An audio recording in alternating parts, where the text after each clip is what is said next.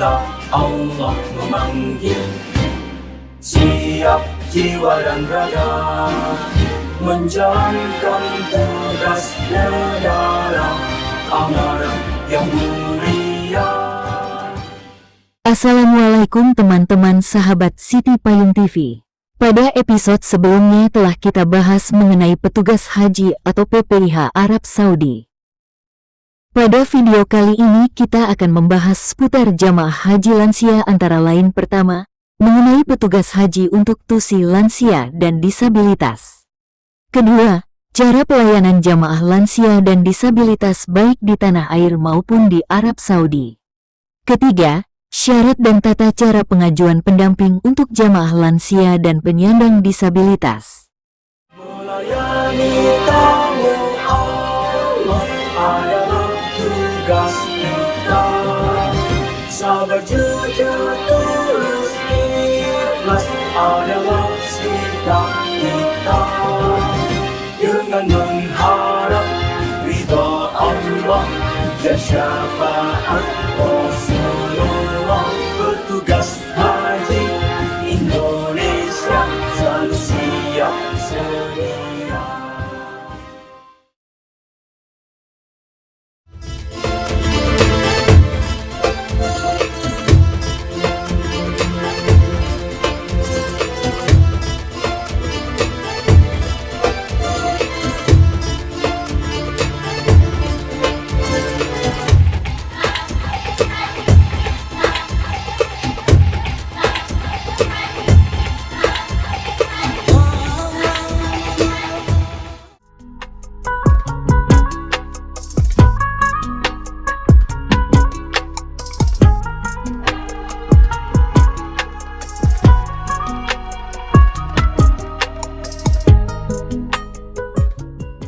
Kementerian Agama terus mengusung program Haji Ramah Lansia dan Disabilitas dengan berbagai upaya untuk memberikan pelayanan terbaik bagi jemaah haji lanjut usia dan yang berkebutuhan khusus.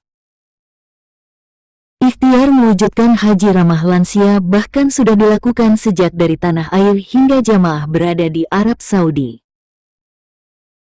Berdasarkan data dari Siskohat, jumlah jemaah haji yang berangkat dengan usia 65 tahun ke atas, dari tahun ke tahun terus meningkat, seiring dengan masa tunggu haji yang cukup lama. Salah satu upaya yang dilakukan pemerintah adalah penyiapan petugas secara khusus dalam struktur petugas penyelenggaraan ibadah haji, yaitu bidang layanan lansia dan disabilitas. Penyelenggaraan ibadah haji 2025 mencatatkan sejarah baru. Kementerian Agama melibatkan penyandang disabilitas sebagai bagian dari tim petugas haji dalam mewujudkan layanan haji yang inklusif dan ramah lansia serta penyandang disabilitas. Dua komisioner Komisi Nasional Disabilitas atau KND, yaitu Dante Rikmalia dan Deka Kurniawan, ditugaskan sebagai petugas haji di tahun 2025. Keduanya diharapkan memiliki peran penting dalam mendampingi dan mengedukasi petugas lain tentang pelayanan bagi jemaah lansia dan disabilitas.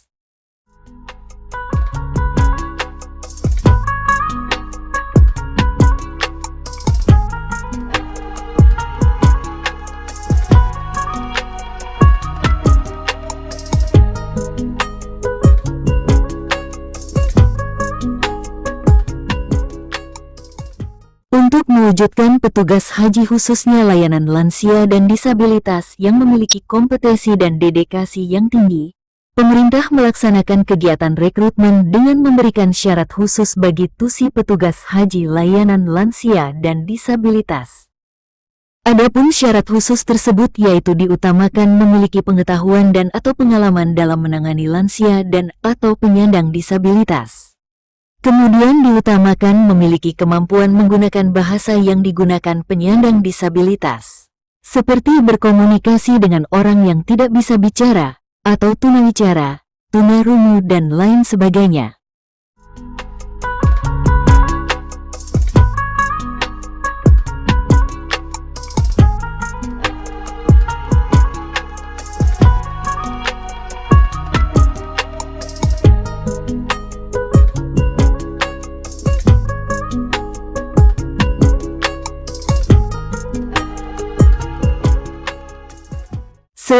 layanan lansia dan disabilitas, terdapat juga layanan penanganan krisis dan pertolongan pertama pada jemaah haji atau PKPPJH dengan beberapa syarat khusus, yaitu berprofesi sebagai tenaga medis dan paramedis, diutamakan mempunyai pengalaman dalam penanggulangan bencana. Kemudian berasal dari unit pelayanan kesehatan TNI atau Polri, kementerian atau lembaga yang menangani bencana, dan unit penanganan bencana dari organisasi kemasyarakatan Islam. Selain petugas khusus yang telah ditunjuk tersebut, seluruh petugas dari semua TUSI bertanggung jawab dan wajib turut serta membantu dalam memberikan layanan kepada jamaah lansia dan penyandang disabilitas. Melayani tamu Allah adalah tugas kita. Sabar, jujur, tulus, ikhlas adalah sikap kita. Dengan mengharap ridha Allah dan syafaat Rasulullah, bertugas haji Indonesia selalu siap sedia. Selain menyiapkan petugas khusus layanan lansia, pemerintah juga menyiapkan program prioritas lansia dalam berbagai aspek pelayanan, termasuk keberangkatan, kedatangan, dan layanan di asrama haji. Khusus untuk jamaah lansia akan mendapatkan prioritas pertama. Setelah sampai di embarkasi, langsung didahulukan mengikuti proses di embarkasi. Setelah itu akan dibawa ke ruang istirahat lansia.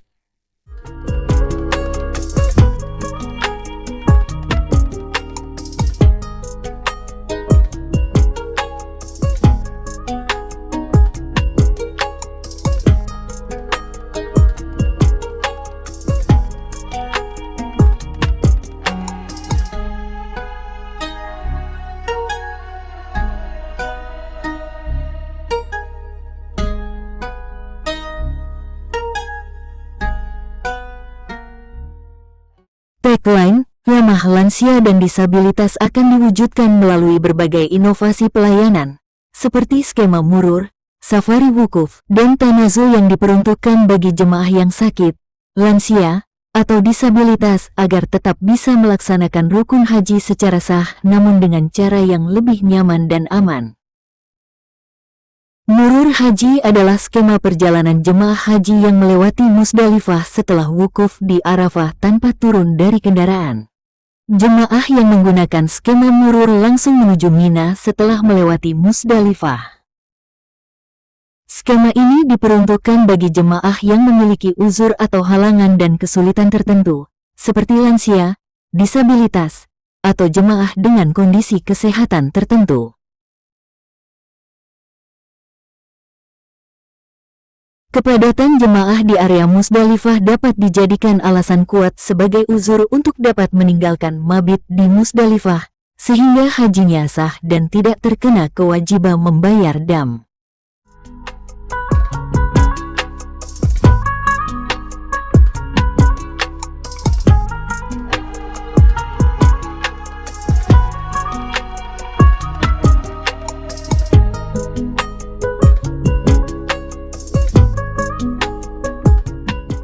Berikut program yang diterapkan kepada jamaah lansia dan disabilitas yaitu Sagari Wukuf.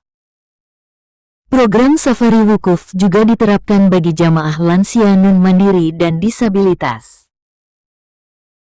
Yang termasuk dalam kategori ini yaitu, pertama, jemaah haji lansia dan disabilitas yang tidak mandiri atau hanya bisa berbaring dalam melakukan aktivitas sehari-hari dalam memenuhi kebutuhan dasar seperti makan, minum, mandi, dan lain-lain.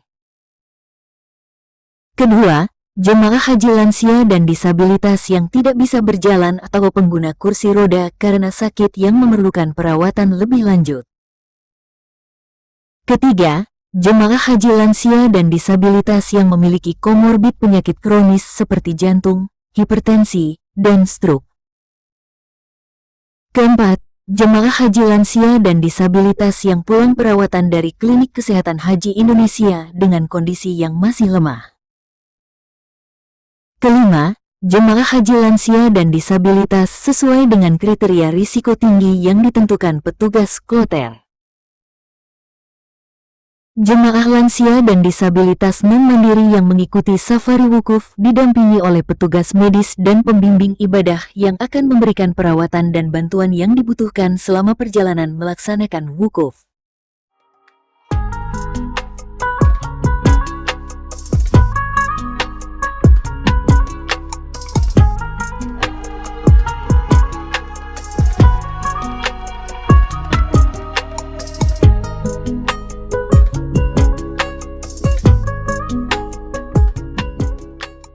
Berikut pelaksanaan safari wukuf. Jemaah lansia dan disabilitas non-mandiri diberangkatkan menuju Padang Arafah dengan bas yang telah disiapkan. Selama di bas, jemaah didampingi oleh petugas medis dan pembimbing ibadah. Kemudian oleh pembimbing ibadah, jemaah akan diajak untuk membaca zikir dan berdoa. Setelah tiba di Padang Arafah, jemaah akan diajak untuk berwukuf di tempat yang telah disediakan. Setelah selesai wukuf, jemaah akan kembali ke tempat penginapan dengan bas.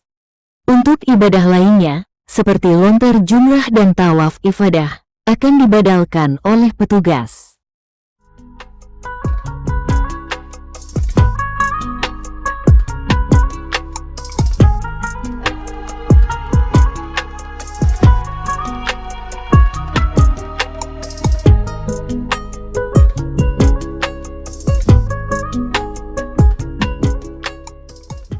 Program berikutnya yaitu badal haji bagi jamaah.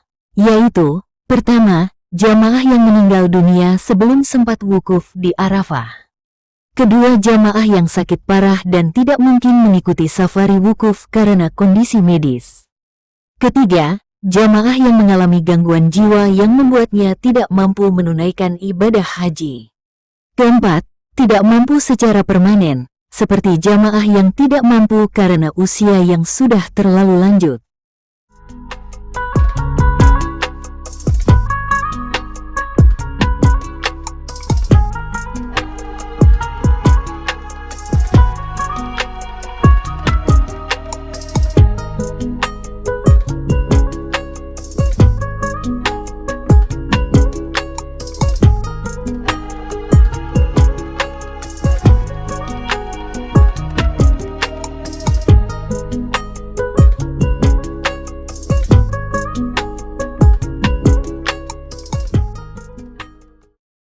Berikutnya penerapan skema tanazul jemaah haji.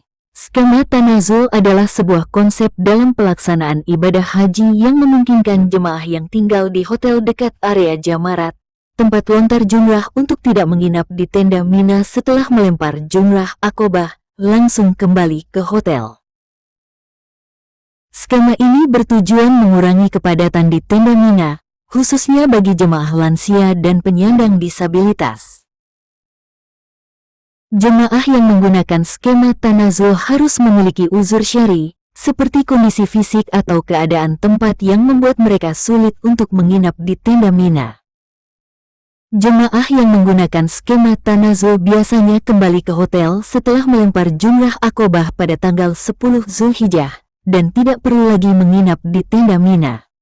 Meski demikian, kewajiban untuk bermalam di Mina tetap dipenuhi oleh jemaah.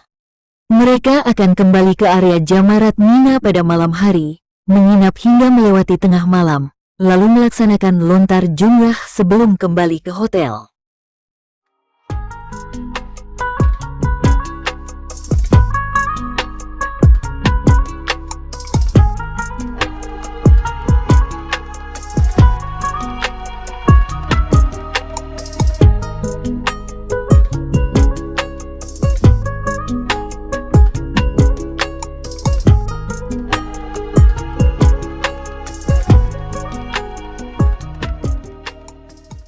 Berikutnya, Kementerian Agama juga menyediakan buku panduan manasik yang dikhususkan untuk jemaah lansia dengan mempertimbangkan kondisi fisik mereka.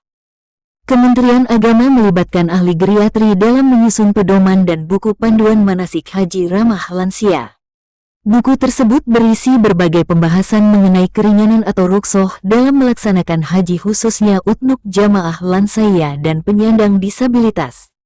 Buku tersebut juga berisi himbauan kepada jamaah lansia untuk tidak memaksakan diri melaksanakan ibadah yang sifatnya sunnah dan ibadah tersebut di luar kemampuan jamaah lansia dan penyandang disabilitas tersebut.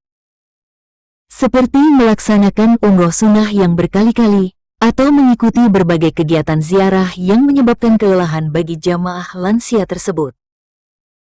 Jamaah lansia harus beristirahat yang cukup dan menjaga kesehatan dengan sebaik-baiknya menjelang puncak pelaksanaan haji atau wukuf di Arafah.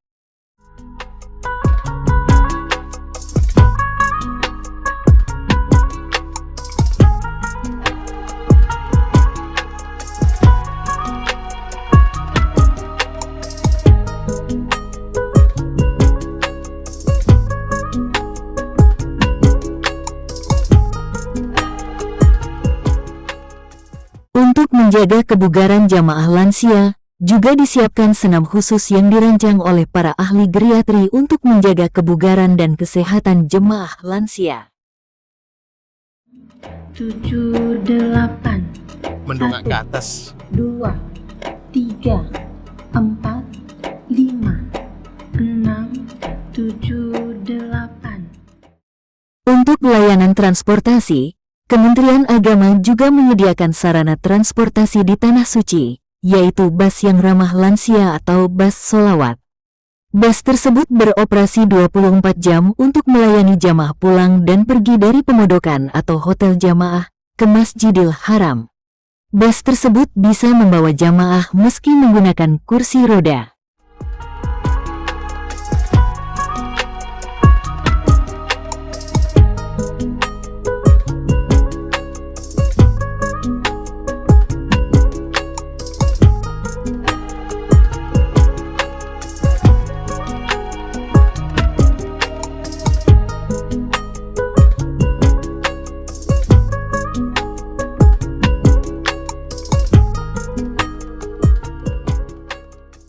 Berikutnya, jemaah lansia akan didampingi oleh petugas yang berpengalaman dan memiliki pengetahuan tentang manasik haji untuk lansia.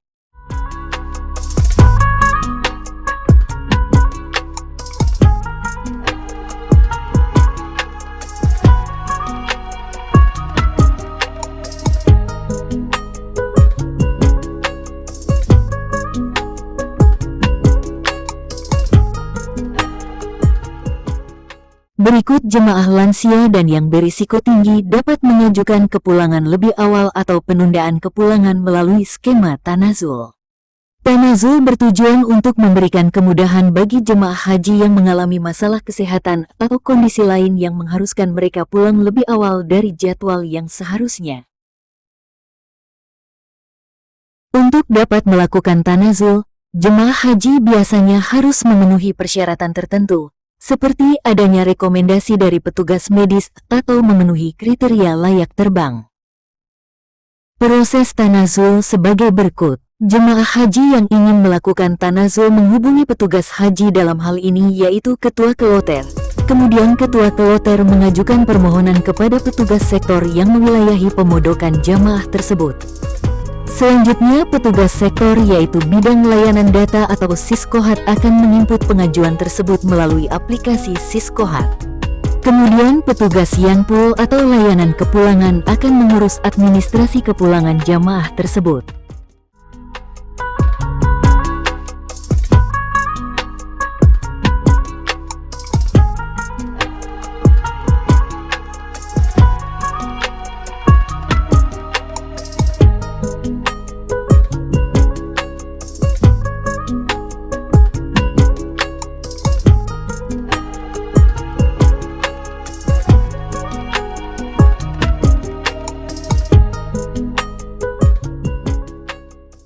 Sebelum keberangkatan, jemaah lansia dan penyandang disabilitas juga dapat mengajukan pendamping dalam melaksanakan ibadah haji. Adapun syarat-syaratnya sebagai berikut. Berdasarkan Peraturan Menteri Agama atau PMA Nomor 13 Tahun 2021, jamaah haji lanjut usia dapat didampingi satu orang pendamping dengan syarat 1.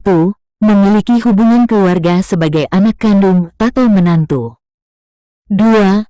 Pendamping telah mendaftar paling singkat 5 tahun saat keberangkatan. 3. Terdaftar dalam satu provinsi yang sama dengan jamaah lansia yang akan didampingi.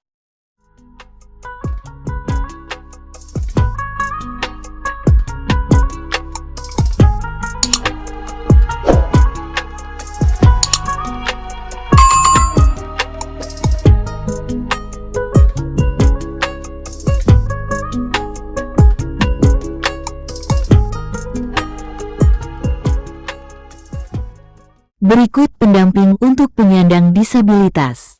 Syaratnya 1. Jamaah yang akan didampingi mengalami keterbatasan fisik, mental, intelektual dan/atau sensorik yang dibuktikan dengan surat keterangan dokter. 2. Telah mendaftar paling singkat 5 tahun saat keberangkatan. 3. Memiliki hubungan keluarga sebagai suami, istri, anak kandung, saudara kandung dan menantu. 4. Terdaftar dalam satu provinsi yang sama. Berikut proses pengajuan pendamping lansia dan penyandang disabilitas. 1. Calon jamaah lansia atau penyandang disabilitas telah terpanggil dan memenuhi syarat untuk berangkat haji. 2. Telah melakukan pelunasan biaya haji. Adapun syarat administrasi antara lain, kartu tanda penduduk dan kartu keluarga. Identitas yang membuktikan hubungan seperti akta kelahiran untuk anak kandung, surat nikah untuk suami atau istri dan lainnya, kemudian bukti surat pendaftaran haji. Apabila semua syarat terpenuhi, selanjutnya Kementerian Agama akan mengajukan usulan pendampingan tersebut. Dan jika usulan tersebut diterima, selanjutnya pendamping akan melakukan pelunasan biaya haji pada tahap 2. Selanjutnya, jamaah lansia atau penyandang disabilitas akan berangkat bersama pendampingnya.